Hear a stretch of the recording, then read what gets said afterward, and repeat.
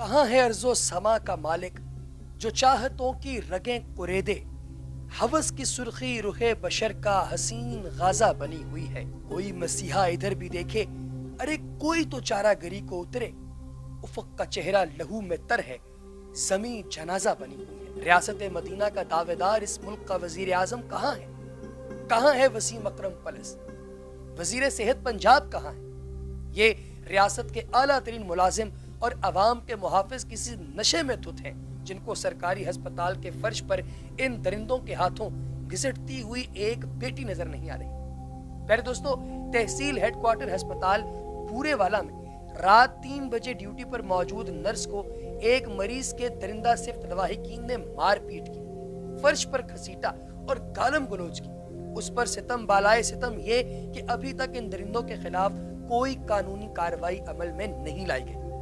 यास्मीन राशिद साहिबा, क्या आप अपनी बेटी को इन हालात में अस्पताल में ड्यूटी पर भेज सकती हैं? अगर हैंडसम वजीर आजम साहब या वसीम अकरम प्लस वजीर आला साहब की किसी दूर पार के रिश्तेदार के साथ खुदा न खास्ता ऐसा वाकया पेश आया होता, तो क्या अब तक कानून इस रफ्तार के साथ कार्रवाई कर रहा होता? अगर हुकूमत पंजाब अगले 24 घंटों में इन दरिंदों के खिलाफ कोई कार्रवाई नहीं करती, तो पंजाब भर के डॉक्टर्स को चाहिए कि वो मुकम्मल हड़ताल पर चले जाएं, और ये हड़ताल इमरजेंसी वार्ड्स, कोरोना वार्ड्स और वैक्सीनेशन सेंटर समेत अस्पताल के तमाम शोबाजात में होनी चाहिए।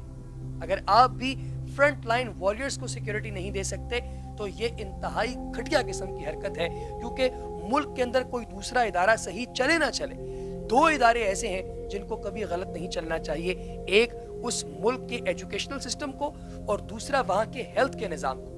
मेरे दोस्तों, ये लम्हा फिक्रिया है जिसकी वजह से डॉक्टर्स इस मुल्क के अंदर नहीं रुकते और इस मुल्क से बाहर जाने को तरजीह देते हैं।